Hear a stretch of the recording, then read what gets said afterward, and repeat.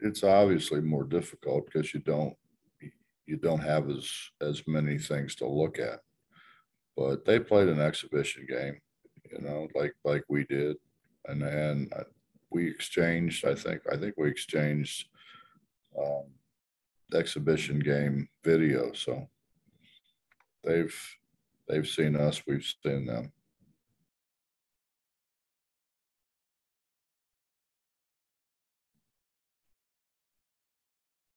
No hands are currently raised. Please use the raise hand feature for a question. We'll go to John and Tony. John, you're muted. Yeah. Hey, missed part of it, but I guess last year's game's really meaningless since you got two new teams. You got two players that played in last year's game that are going to be back, and I think they have three if Hugley plays, right? So really meaningless.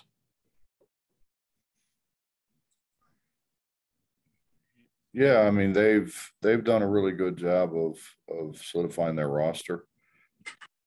They've brought in a bunch of guys who can make shots, and went to more of a spread kind of deal. And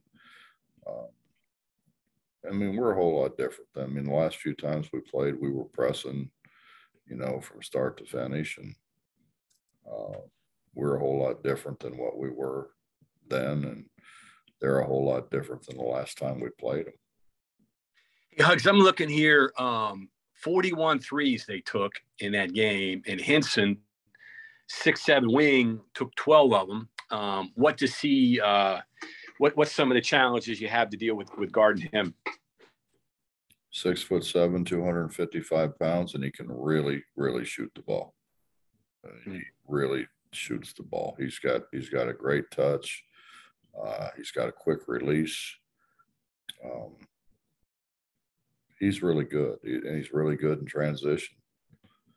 And he's good enough that if you try to crowd him or you kind of go at him a little bit off balance, he's going to drive it by you. And he's big and strong enough to finish inside. So he causes a lot of problems. And one other one here, Federico. I know he's a guy you're familiar with a little bit recruiting-wise. What does he offer? And I guess he's a pretty good alternative to Hugley if Hugley can't play. Well, Hugley's going to play. Yeah. And I did see some reports that they got him doing on contact. Yeah. Yeah. I also know everybody in Cleveland too. So he's going to play, John. Well, I did read that he was doing non-contact stuff this week. So I guess plan on him, right? I tell you what, he's a load on a block. Mm-hmm. He's really good on the block. He's different than Federico. Federico is kind of one of those. He's really mobile. Really can run. Shot blocker.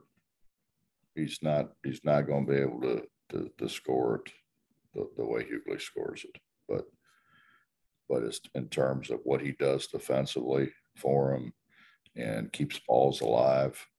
He's been really good for him. Coach, our next question comes from Jerry DePaula. Thank you very much, Coach Huggins, for your time today. My question is more of a big picture thing rather than a Pitt, West Virginia thing. What would 1,000 victories mean to you, and how long do you think you want to keep coaching? It'd mean I'm older. Yeah, I don't know. I don't want to overstay my time. But I mean, I feel good about it now. I think I'm still got the energy to do it. I think I can still relate to the guys. So I'm enjoying this year. I think, I enjoy this team. But I'm not gonna, I don't, the answer is I don't know, but I'm not going to overstay my welcome. Thank you. Yes, sir. Bob Hertzel. Bob, I assume you would prefer to play Pitt with a team that has been through it before, especially up there a couple of times. But my look at your team in their first game seems to say that they have the right attitude to go up, the right kind of attitude to go up there and face what they're going to face there. Well, Bob, you're right on all counts. I would rather have played there before, some guys that played there before, but we have guys that have played. We've got guys that have played in some really hard places too. We've got guys that played in the SEC. We have guys that played in a lot of big time leagues at big time places. Wasn't Pitt, but it was big time atmospheres. So I think those guys will, we bring Joe off the bench who's played in virtually every big arena in the Big Ten. So they've been there before. Those guys have been there before. I don't think playing at Pitt is going to be any different for them than playing in the Big Ten. How important is attitude when you're playing against Pitt as compared to, say, maybe the last game they played or whatever? Well, I don't think they understand the rivalry. We don't have guys who grew up watching the rivalry or hearing about the rivalry. They don't really know anything about it. We haven't talked about it at all. We haven't spent 5 seconds talking about it. Thank you. Next question comes from Justin Jackson. Hey, Coach, how you doing? Good, Justin. Hey, kind of going off of what you were just talking about, not having guys familiar with the rivalry. That's obviously much different, than when, both schools are back in the Big East and guys, played against each other in summer leagues, and you recruited against Pitt for Big East guys. So now that things are different, how much does that, make? I mean, it doesn't make your job any different to prepare for them, but how much does that just, kind of make this whole situation different? I don't know, Justin. You could have said the same thing of when I played here and we played Pitt. It was a whole lot different than playing Pitt in the Big East. Sure. When I played here, it was a big time rivalry. That's when they were throwing carp on the floor and fights in the stands. Yeah. It was big time. It's the Big East was a great rivalry, and we played them twice during the year and then played them in a tournament, played them in the conference tournament. So we played them 3 times in 1 year. And but Jamie's gone, Jamie's gone. It's a different era for them. It's a different style of play. Their tickets are a lot more expensive. So it's an entirely different ball game. And from what I've kind of researched, so you guys go up to Pitt this year, they come back to the Coliseum next year, and is that the end of the deal as it currently stands? As it currently stands, yeah. Okay. That was done with the ADs. Right. That was Shane and the Pitt AD. Do certain things, in your opinion, have to be met in order to keep this going, to sign an extension? It's above my pay grade. Okay. That's the athletic directors. The athletic directors do that. I think in 99% of the cases, the coaches do it. But in that instance, because of the familiarity, because of how close the 2 schools are, and because of the rivalry, I think that's done. And football comes into play too. I think in the negotiations, you're talking about a football game and a basketball game. Right. Thank you, Coach. Mm-hmm. Next question goes to Mike Kazaza. Morning, Bob. How are you? Good, Mike. Kind of off the beaten path here, but the signing period starts and no news on that, but I don't know that that's actually news because the way rosters and construction goes nowadays. How different is the approach to that early period, maybe the late period too, but also just in general, signing classes these days? Mike, I didn't even know what was going on. That's how much attention I've paid to it. It's different, man. It's totally different when you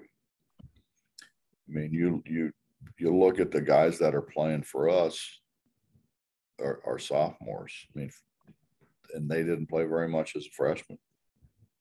We got a couple really good freshmen now, but they're not going to play very much. And when you're bringing in guys who have played in multiple major leagues and arenas, those guys obviously are more prepared. So we're going to probably try to continue to recruit some freshmen, but it's not going to be the priority that it once was. Have a follow-up, Mike? I just, is that prohibitive? Is that advantageous for? I have no idea, no opinion on that, but I wonder if maybe more about your team or your roster next season, some number of months from now, as opposed to right when the season gets started.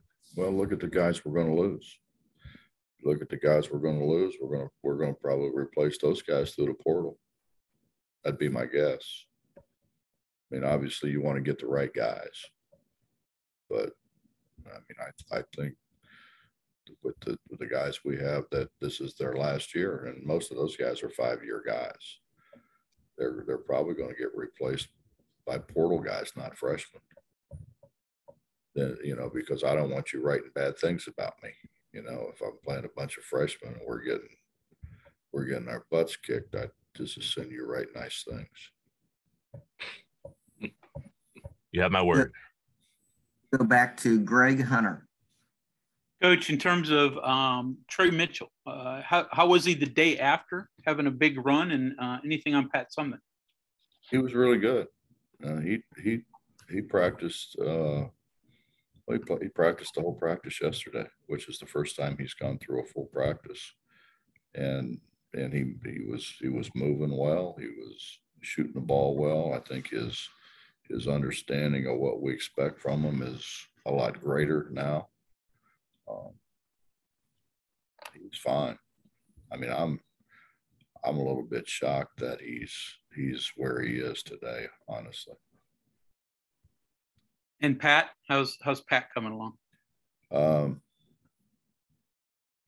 Much better. Much better.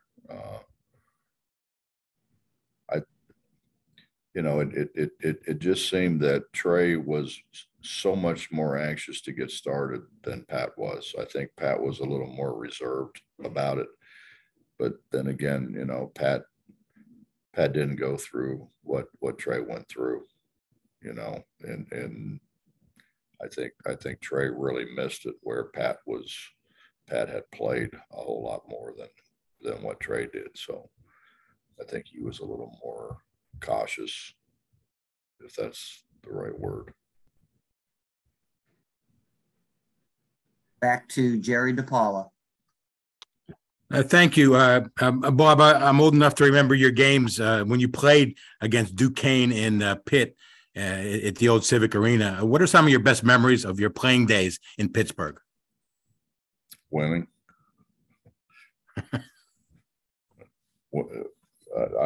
I remember the games we won and not so much the games we lost.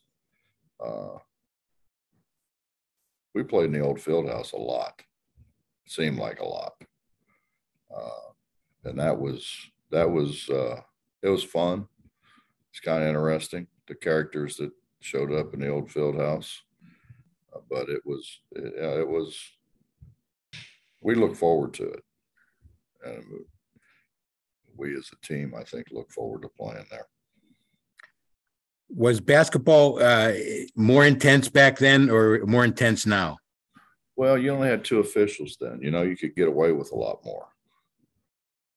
You know, you got three officials now, so there's more eyes watching you.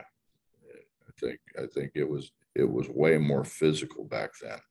I think probably because of that.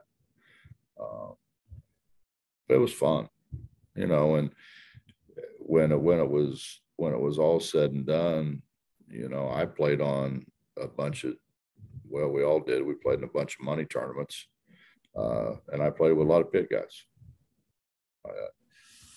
Tommy Richards and I were the backcourt in many of those games, but you know, played with a lot of other guys, a lot of Pitt guys, a lot of Duquesne guys. What do you mean by money games, sir? What do you mean by that? We got paid to play After the season? After the season. Yeah. Mm-hmm. Of course, we wouldn't do anything else. I understand that, but that's when it was after the season. I mean, I did say Tommy Richards. You know, Tommy wouldn't do anything else. Like, he's a banker, isn't he? Well, yeah, he was. No, we had a good time. We had a good time, and they paid us to come and play. It was fun. Question goes to Mr. Terada. Hi, Bob. This is Suichi. I cover the Celtics here in Boston. I just wanted to ask about one of your former players, Joe Mazzulla. Obviously, he's coaching the Celtics now, doing well at it as well. Just wanted to get your thoughts on him and if you were surprised at all that he was able to make it to the NBA this early in his career. Yes and no. You know, I think he did it probably faster than most, but Joe's going to work at it. You know, Joe's going to work at it. He's going to spend time. He does a great job of absorbing what he needs to absorb, and so, I mean, I was a little bit surprised, I guess, but not totally surprised. Follow up, sir. Yeah, and I just was wondering, did you, when he was a player for you, did you kind of maybe realize or notice that he could be a head coach one day? Did he kind of have those attributes? Yeah, I remember Joe coming over to me saying, "Take me out, I suck." And I said, "Yeah, you're right, you do." But I said, "Just stay out there and see if maybe we can play through this." And he came back over the second time and said, "Will you take me out? I suck." So I said, "Yeah, go ahead, go sit down." Do you remember what year that was? No, I don't, but I remember that very vividly. All right, thank you. He's the only guy I've ever had say that. Back to Justin Jackson. Hey, Coach, one more on Trey.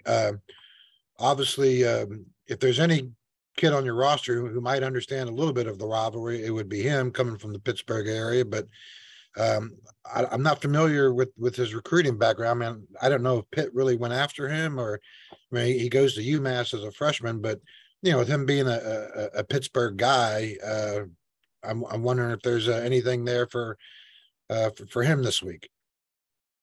I don't have any idea. I didn't, you know, we have never talked about it. He is from the Pittsburgh area. He's not from Pittsburgh per se, but he's from the surrounding area. So I'm sure he's well aware of Pitt and their program and their history, but we've never talked about it. Yeah. So I don't have an answer for that question. Yeah.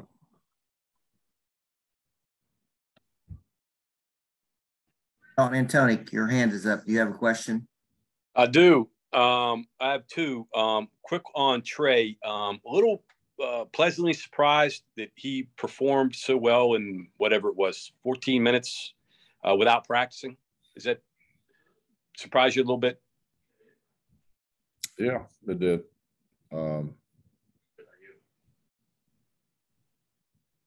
You know, he got the clearance from from the medical people. So, you know, that part of it, you know, you still wonder about, you know, and he seemed to be, to me, he seemed to be well. And he's a smart kid, John. I mean, I think that's the thing. You don't, he was never in a drill. He was never a part of anything. We didn't, I mean, when he had the surgery, he was out. We were not going to in any way jeopardize his career. So for him to be able to go out and fit in the way he fit in, I think says a lot about his basketball IQ and certainly his intelligence. Yeah, I mean, you get new guys in there, sometimes they can mess things up, but when he was in there, you guys made runs. Well, he can make shots. That helps. Yeah, well, when you have guys in can make shots, that leads to runs. Yeah. Last one I have here. I know you've only watched one game of Pitt, but is there a team style wise you could compare them to that we know, that we've seen? No, I don't think so. They do a great job of playing the 4-out stuff, which really opens up, you know, driving lanes and so forth.